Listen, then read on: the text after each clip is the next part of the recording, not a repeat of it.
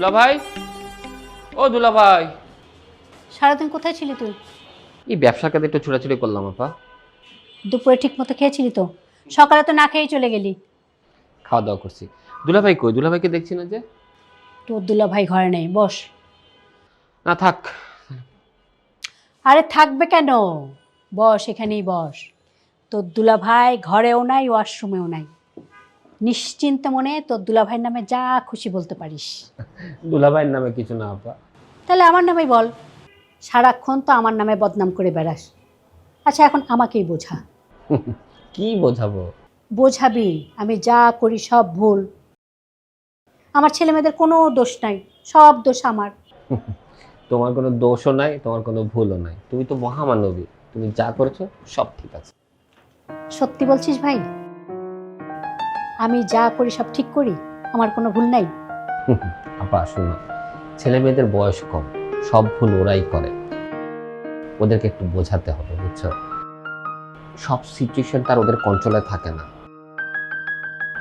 এই জন্য মাঝে মধ্যে ভুল করেই ফেলতে পারে। এই, তুই কোন পক্ষ নিয়ে কথা বলতেছিস? প্রথমে তো মনে করলাম তুই আমার পক্ষ নিয়ে কথা বলছিস, এখন তো দেখি তুই ওদের পক্ষ নিয়ে কথা বলতেছিস। আপা এখানে পক্ষ বিপক্ষ নাই,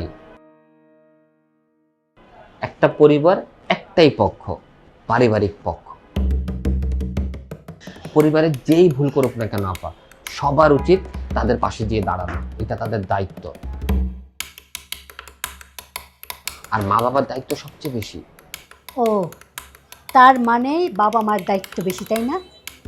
হ্যাঁ, ছেলে কোথা থেকে কোন একটা মেয়েকে বিয়ে করে ঘরে আনবে, তারপর দুই বেয়াদব মিলে মায়ের সাথে বেয়াদবি করবে, আর ঘরের দরজা মায়ের মুখের সামনে ধম করে বন্ধ করে দিবে, আর আমি সব মেনে নিব।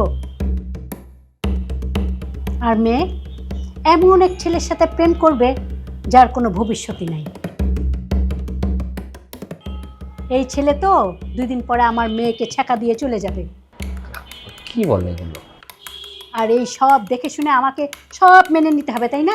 এই তুই এখান থেকে যা, যা তোর দুলাভাইয়ের সাথে খোশ গল্প কর, যা এখান থেকে।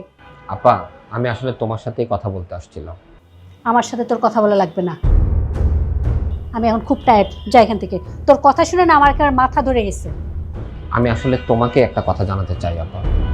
বললাম তো আমি এখন টায়ার্ড, পরে তোর কথা শুনবো। আপা কথাটা আমার বিষয় না, কথাটা হচ্ছে প্রীতির বিষয়। প্রীতির বিষয়ে কথা বলে কোনো লাভ নাই। আমি প্রীতির সাথে অনেকবার কথা বলছি, ও আমার কোনো কথাই শুনে না। ওর জন্য ছেলে টেলে দেখে খামাখা সময় নষ্ট করিস না রে ভাই। ও ওই চাল চুলাহীন ছেলেটাকে বিয়ে করবে, আমাকে না বললে কি হবে? আমি তো ঠিকই জানি, আজকেও ওই ছেলেটার সাথে দেখা করে আসছে। আমার মেয়েটার না কোনো লাজ লজ্জা বলতে নাই। ছি। আপা প্রীতি আর ওই ছেলেকে বিয়ে করবে না। তুই বললেই হলো ও ওই ছেলেটাকে বিয়ে করবে না? আপা প্রীতির আর ওই ছেলের সাথে বিয়ে হবে না। তুই বললেই তোর বিয়ে বন্ধ হয়ে যাবে না।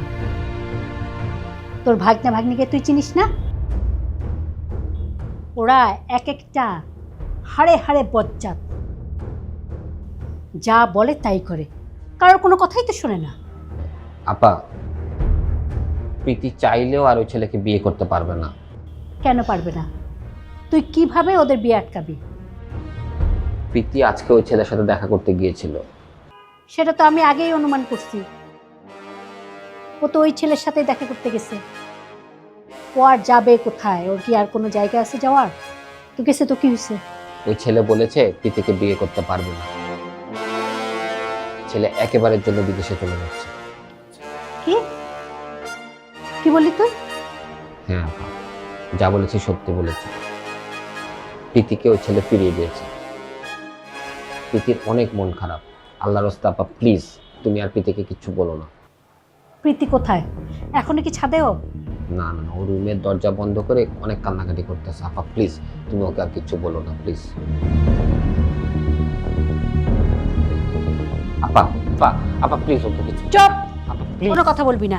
আপা আপা আমার কথাটা শোনো আপা প্লিজ। তুই চুপ করে বসে থাক, একদম আমার পিছে পিছে আসবি না।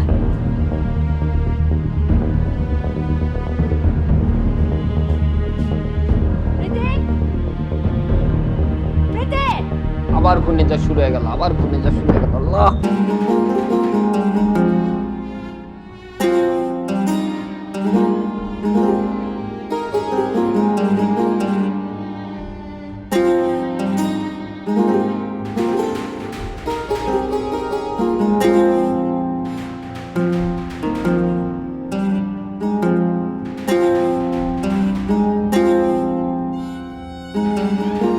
তুমি কি সত্যি সত্যি প্রীতিকে ভালোবাসো?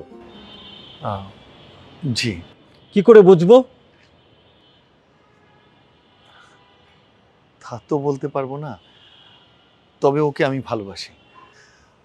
আর ওকে যে আমি সারা জীবন শান্তিতে সুখে রাখতে পারবো সেটাও আমি বলতে পারবো না, কিন্তু এটুকু নিশ্চয়তা দিয়ে বলতে পারি যে আমি কখনো ওকে ঠকাবো না আঙ্কেল।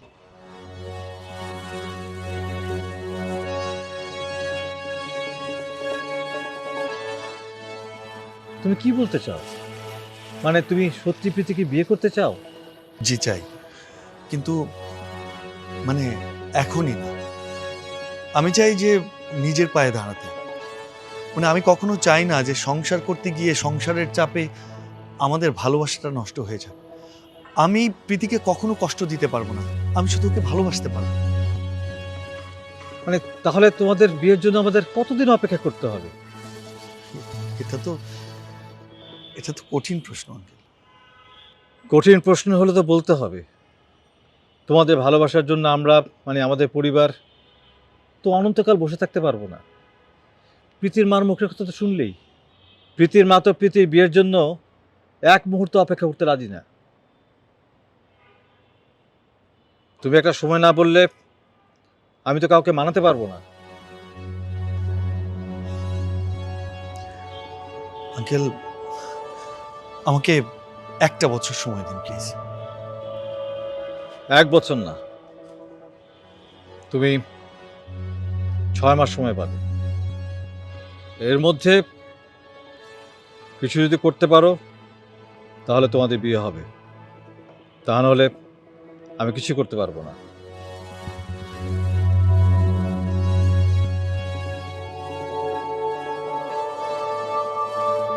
কিছু বলবে? জি। তুমি পারবে কিনা সেটা বলো। জি তো কোনো উত্তর হলো না, আমি তোমার উত্তরের অপেক্ষায় আছি। আমাকে আরেকটু সময় দিন। আমি তো তোমার কথা বুঝলাম না। আমি তোমাকে সময় তো দিলামই, 6 মাস সময় দিলাম। এর বাইরে একটা দিনও পাবে না। বলো পারবে কিনা।